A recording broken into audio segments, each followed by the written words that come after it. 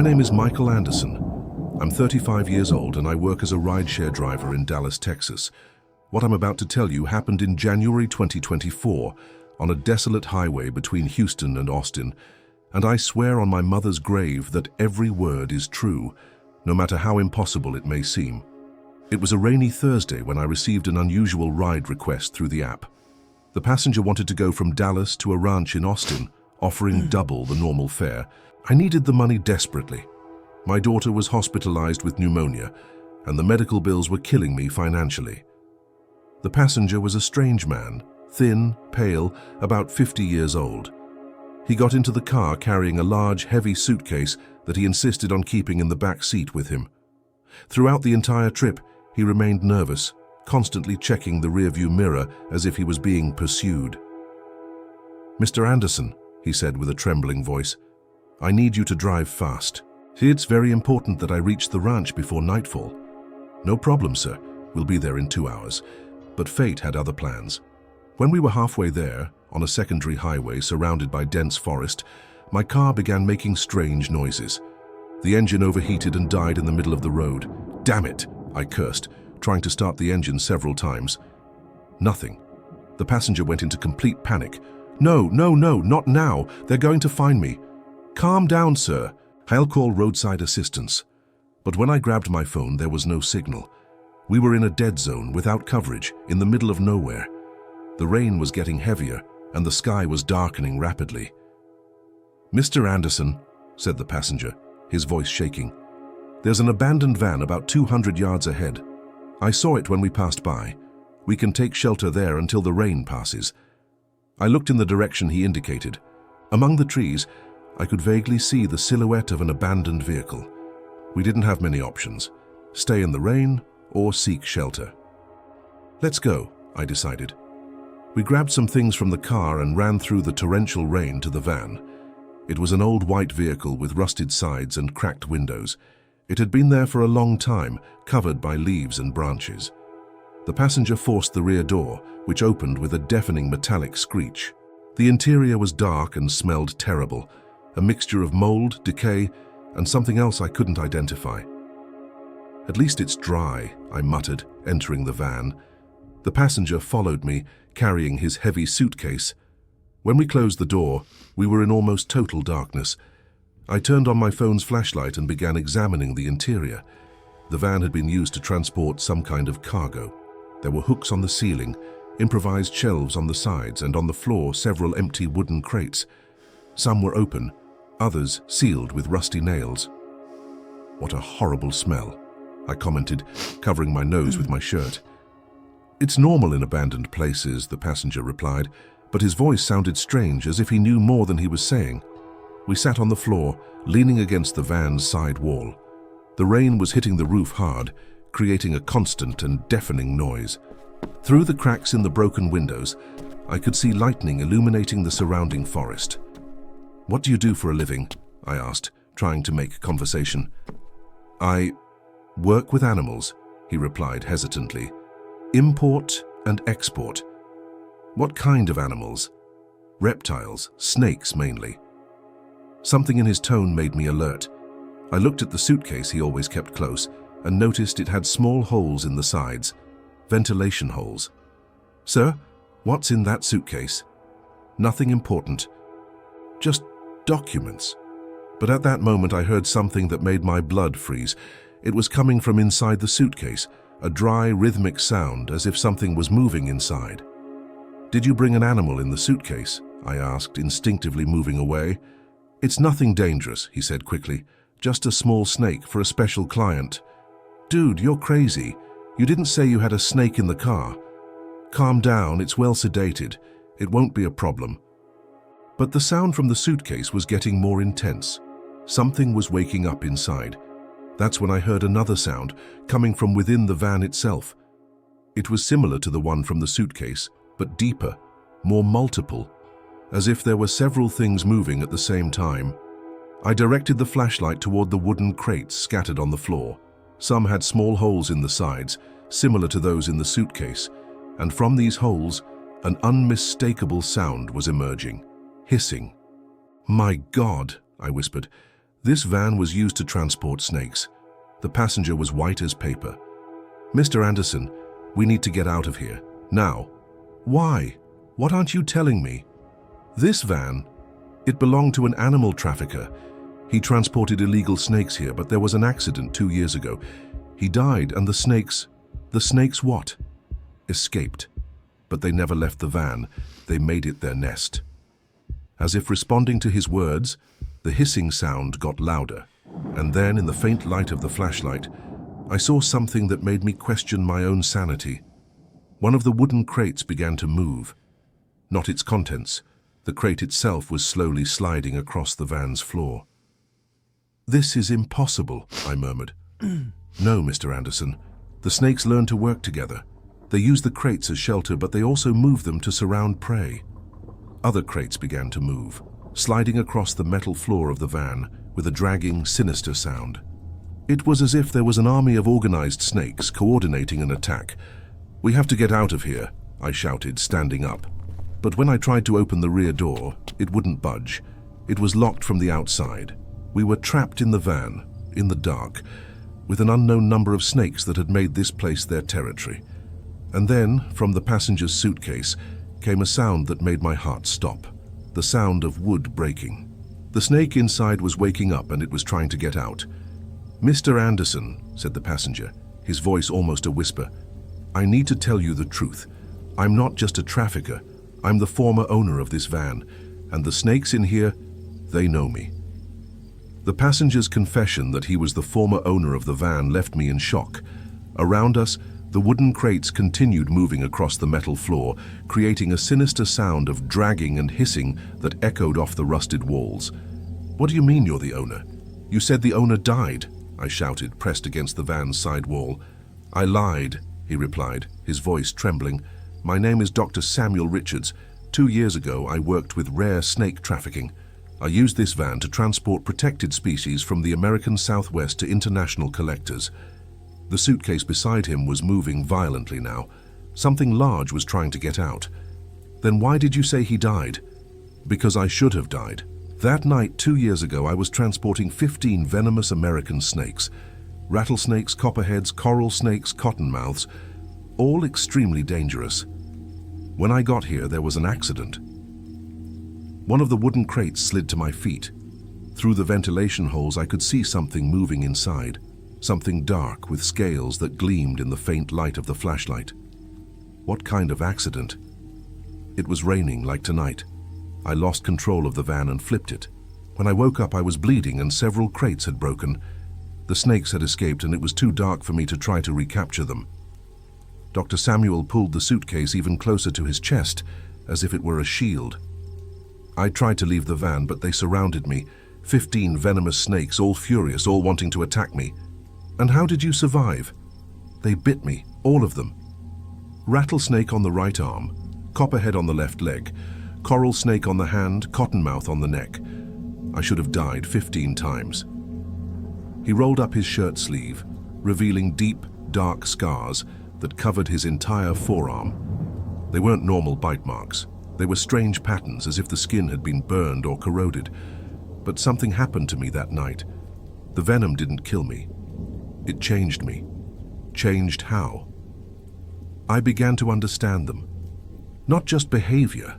I could literally hear what they were thinking, and they could hear my thoughts too. One of the nearby crates began to open by itself. The wooden lid lifted slowly, and something began to emerge.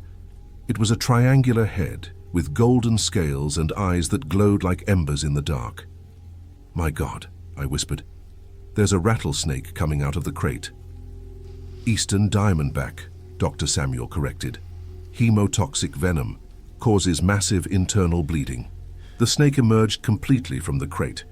It was about 4 feet long with a diamond pattern that seemed to pulse in the flashlight's beam.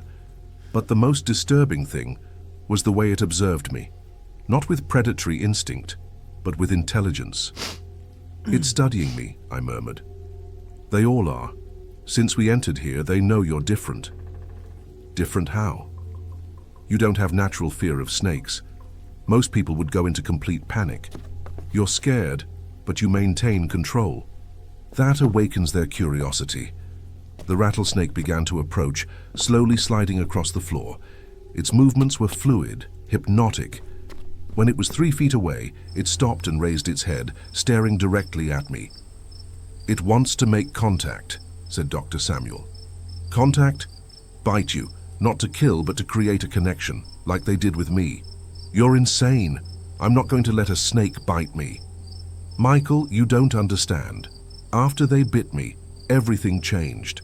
I can feel when they're hungry, when they're in pain, when they're afraid, and they feel the same about me."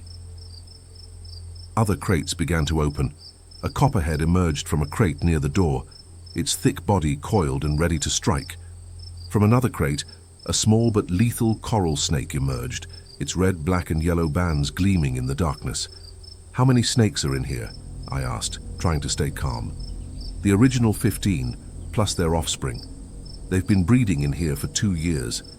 There must be at least 50 snakes now." The suitcase beside him made a sound of wood splintering. The creature inside was getting more agitated. "And what's in your suitcase?" Dr. Samuel hesitated. "Something special. Something that shouldn't exist. Tell me." 2 years ago, when the snakes bit me, something unusual happened. The venom from different species mixed in my blood. This created a genetic mutation. When I returned here 3 months later, I found this. He slowly opened the suitcase. What I saw inside made me question my own sanity. It was a snake, but not like any known species. It had the body of a rattlesnake, but with the colors of a coral snake. The head was triangular like a copperhead's, but with enormous fangs like a cottonmouth's. And its eyes were a bright red, like liquid rubies. "This isn't possible," I murmured. "Different species can't crossbreed." "Normally not, but my contaminated blood served as a catalyst. When I returned here, all the snakes had gathered around some drops of my blood that remained on the floor, and somehow this allowed them to crossbreed." The hybrid creature in the suitcase moved, revealing its full size. It was almost 6 feet long, with an impressive girth.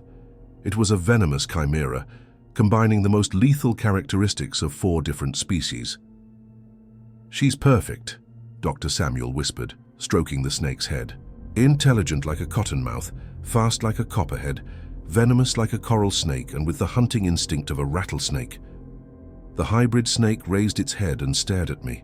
When our gazes met, I felt something strange, as if it was trying to enter my mind. "She likes you," said Dr. Samuel. "How do you know?" "Because I can feel what she feels, and she's curious about you, Michael. Very curious." The other snakes in the van began to approach, forming a circle around us. Rattlesnakes, copperheads, coral snakes, cottonmouths, all moving in sync as if following a collective command. "They want to make you part of the family," said Dr. Samuel. "Family? It's not just me and them, Michael. We're a new species, humans who have developed a symbiosis with snakes. You can be part of this." The hybrid snake left the suitcase and began approaching me. Its red eyes glowed in the darkness, and I could hear a low, guttural sound coming from its throat. "She's trying to communicate with me," I realized. "She is. She wants you to let her bite you, just a small bite, not enough to kill, just to create the connection." All the snakes in the van stopped moving. It was as if they were waiting for my decision. The silence was deafening, broken only by the sound of rain hitting the van's roof. "And if I refuse?" Dr. Samuel looked at the snakes around us, then at me. "Then they'll do it by force, but it will be much more painful." The hybrid snake was now inches from my arm. I could feel its hot breath against my skin, see its fangs dripping with venom that glowed in the darkness. "Choose quickly, Michael. They're getting impatient." The decision I had to make was impossible. Let the hybrid snake bite me voluntarily, or be forced by 50 venomous snakes surrounding us in the abandoned van. The creature with red eyes was inches from my arm, its fangs dripping with venom that glowed in the darkness. "Michael," said Dr. Samuel, his voice low and urgent.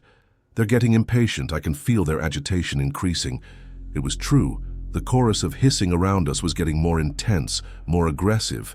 The snakes began moving in tight circles, as if preparing for a mass attack. "How much time do I have?" I asked, trying to stay calm. Not much. The hybrid is the alpha of the group. If she decides to attack, all the others will follow her command. I looked at the creature in front of me. Its red eyes hypnotized me, and I could swear I saw human intelligence behind that reptilian gaze. It was as if she was evaluating me, deciding if I was worthy of joining her anomalous family. What exactly happens when she bites? First, intense pain. Her venom is a mixture of hemotoxins, neurotoxins, and cytotoxins, but in small doses, it doesn't kill. It just transforms. Transforms how? You develop a neurological connection with them. You can feel what they feel, think like they think, and they can do the same with you. The hybrid snake extended its forked tongue and touched my skin. The sensation was cold, moist, but strangely not unpleasant. It was as if she was getting to know me through touch. "She's deciding where to bite," Dr. Samuel whispered. "It needs to be in a location with good blood circulation, but away from vital organs." What if I try to escape? Look around, Michael. There's nowhere to run. He was right. The van was completely surrounded by snakes. Rattlesnakes blocked the rear door, copperheads positioned themselves near the windows, coral snakes coiled around the ceiling hooks. It was like being in the middle of a reptilian army. The hybrid snake raised its head and stared directly at me. Then it slowly opened its mouth, revealing fangs over an inch long, perfectly sharp. The venom dripping from them had a golden color, almost luminous. "She's going to bite now," said Dr. Samuel. "Relax your arm, don't resist, it will be easier." I closed my eyes and prepared for the pain. I felt the snake's head position itself over my forearm, its cold scales pressing against my skin, and then sudden pressure followed by indescribable pain. The fangs pierced my skin like needles on fire. The venom was injected directly into my bloodstream, and I felt a burning sensation spreading through my arm. But the physical pain was nothing compared to what came next. My vision became blurred, and I began to see colors that didn't exist.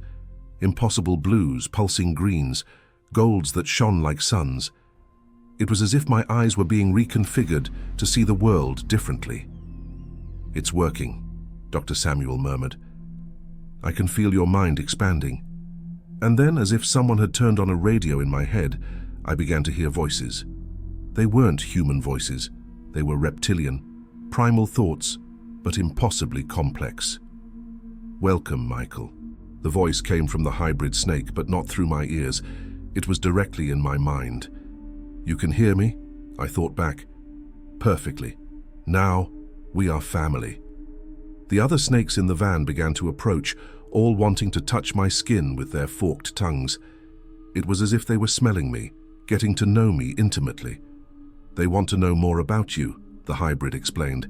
"Your life, your memories, your fears." I felt a sudden mental invasion. All the snakes were accessing my mind simultaneously, searching through my memories like files on a computer. I saw my childhood, my work, my family, everything being analyzed by reptilian intelligences. "Interesting," the hybrid commented. "You have a sick daughter. That's why you need money."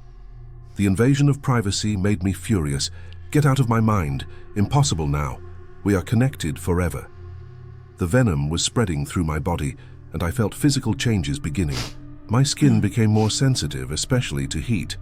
I could feel Dr. Samuel's body temperature, the snakes, even detect heat sources outside the van. "You're developing thermal vision," the hybrid explained. "One of many improvements." "How do you feel?" asked Dr. Samuel. "Different. I can feel you. All of you." It was true. I could feel the snakes' emotions, their hunger, their satisfaction, their curiosity about me. And more disturbing still, I could feel that Dr. Samuel was no longer completely human. "He's been with us for 2 years, the hybrid confirmed. "He's part of the family." "Dr. Samuel," I asked, "what are you really now?" He smiled, and in the faint light of the flashlight, I could see that his teeth had become sharper, almost like small fangs. "I'm what you're going to become, Michael, evolution." The snakes began to move away, returning to their crates. The ritual was over, and I had been officially accepted into the group. But the transformation was just beginning. "Now you need to learn the rules," the hybrid said. First rule, you can no longer live among normal humans. They will notice you've changed. Changed how? Your pupils will become vertical in low light. Your skin will become cooler. You'll feel the need to eat raw meat. And most importantly, you'll feel compelled to bring other humans to us. The realization hit me like lightning. You want me to be a recruiter? Exactly, like Dr. Samuel does. He brings people here and we expand the family. I looked at Dr. Samuel with horror. How many people have you brought here? Only as many as necessary, he replied, avoiding my gaze. The family needs to grow. You're a monster. No, Michael, I'm evolution, and you will be too. The snakes in the crates began to move again, but this time more organized. It was as if they were preparing for something. It's time to go, the hybrid said. We have work to do. What work? Your daughter in the hospital. She's dying, isn't she? The fact that she knew about my daughter sent me into panic. Leave her out of this. Relax. We can help. Our venom in microscopic doses has extraordinary healing properties. Your daughter can be saved. In exchange for what? You bring more people to us. 1 person per month. Forever. The proposal was demonic, but the alternative was watching my daughter die. It was an impossible choice, but there was no alternative. You have until tomorrow to decide, the hybrid said. But remember, you're already one of us now. There's no going back. To prove her point, she bit me again, this time on the neck. The pain was less, but the effect was immediate. I felt my consciousness expanding, connecting not just with the snakes in the van, but with others, scattered throughout the forest. There were hundreds of them, all connected, all aware, all waiting for orders. Welcome to the new food chain, Michael, the hybrid whispered in my mind. You're no longer prey, you're predator. The hybrid snake's offer to save my daughter in exchange for becoming a permanent recruiter echoed in my mind throughout the night. I was no longer completely human. I could feel the changes happening in my body, my mind expanding to include the collective consciousness of the snakes. You're thinking too much, Michael, the hybrid whispered in my mind. The decision is simple. Your daughter lives or you watch her die. It's not simple, I murmured. You're asking me to condemn other people to the same transformation. Not condemnation, evolution. Dawn was approaching, and through the van's cracks, I could see the first rays of sun filtering through the forest. But my vision had changed. Now I saw the world through a thermal spectrum, detecting heat sources that were previously invisible. Dr. Samuel was awake, watching the snakes return to their crates with the sunrise. They're more active at night, he explained. During the day, they rest. That's when we do our work. What work? We look for candidates, lost, desperate people that no one will miss when they disappear. The coldness with which he spoke made me nauseous. How many people have you brought here? In recent weeks? About 5. Rideshare drivers like you, hitchhikers, lost tourists, people who were in the wrong place at the wrong time. Or the right place, the hybrid interfered, depending on perspective. And what happened to them? Dr. Samuel pointed to some of the larger crates. Some adapted to the transformation, others didn't. I felt a chill realizing that some of the crates contained more than snakes. There were human remains, bones partially dissolved by digestive acid. My God, you killed people. We didn't kill. We offered a chance for evolution. If they couldn't adapt, nature took its course. Survival of the fittest, the hybrid added. You adapted well, Michael.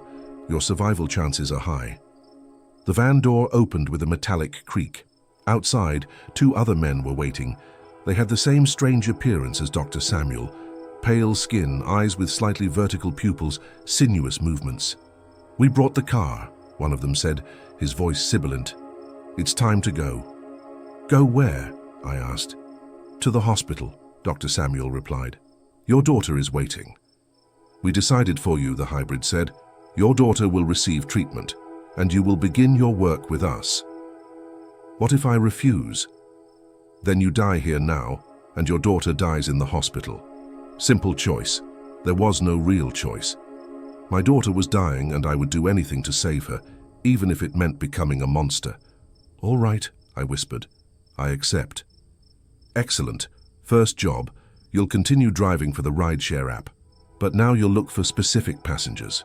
People alone, without family, without strong ties. How will I know who to look for?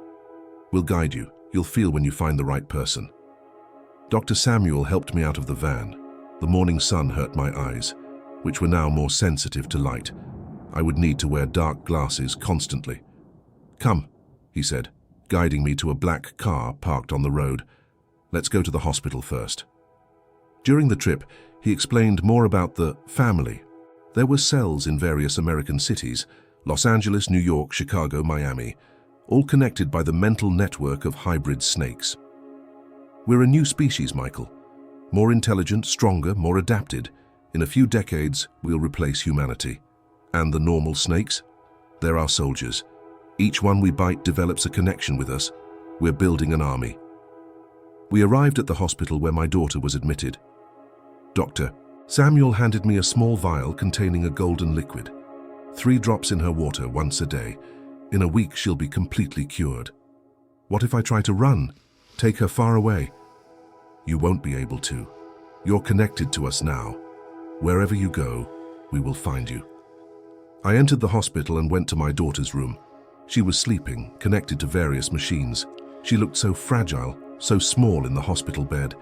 I put the 3 drops in her water glass, as instructed. Within minutes, her breathing visibly improved. The machines began showing stronger vital signs. "It's working," the hybrid's voice said in my mind. "She will live. Now it's your turn to fulfill the agreement." I spent the following days developing a routine. During the day, I drove for the rideshare app, looking for specific passengers. At night, I took victims to isolated locations where the snakes waited. The first was a college student without family. The second, an older woman who lived alone. The third, a middle-aged man who had lost everyone in an accident. Each time it got easier. The transformation was changing my personality, eliminating normal human empathy. I was becoming colder, more calculating, more reptilian. "You're adapting perfectly," the hybrid praised. "Soon you'll be one of our best recruiters." My daughter recovered completely in a week, as promised. But I knew I would never again be the same father she had known. I was something new, something different. 6 months later. Today I continue driving for the rideshare app. My daughter is healthy and happy, unaware of the price I paid for her life. We developed a story about my personality change, post-traumatic stress from the road accident. But every night, when I close my eyes, I can feel the snake's mental network expanding. More cells being created, more humans being transformed, more recruits bringing victims to the family. "We're growing, Michael," the hybrid whispers. "Soon we'll be the majority. And the most terrifying thing is that she's right. We know politicians, businessmen, even scientists who have been transformed, people in positions of power, silently spreading our influence. Sometimes, when I'm driving at night, I see other abandoned vans on the road. Each one is a new nest, a new family cell, and I know that in each one there are snakes waiting for new candidates. Look for someone alone today, the hybrid instructs. Someone no one will miss. Understood, I murmur, adjusting the rearview mirror to look for the next passenger. Because some choices change you forever, and some changes spread like viruses, infecting everything around them. The next person who gets into my car could be you, and if it is, remember, some journeys have no return. The family is waiting, the hybrid whispers, and I feel her imaginary fangs sinking into my mind again. Thank you for this terror journey. I hope this story of the abandoned van has chilled every fiber of your being. This was just one of the many terrifying accounts I have to share with you. Share the terror. If this story left you afraid of abandoned vans on the highway, share it with your friends who also enjoy a good dose of adrenaline. Turn on notifications to be the first to receive new terror stories that will make you question every abandoned van you encounter on American highways. Because real terror is always scarier than fiction.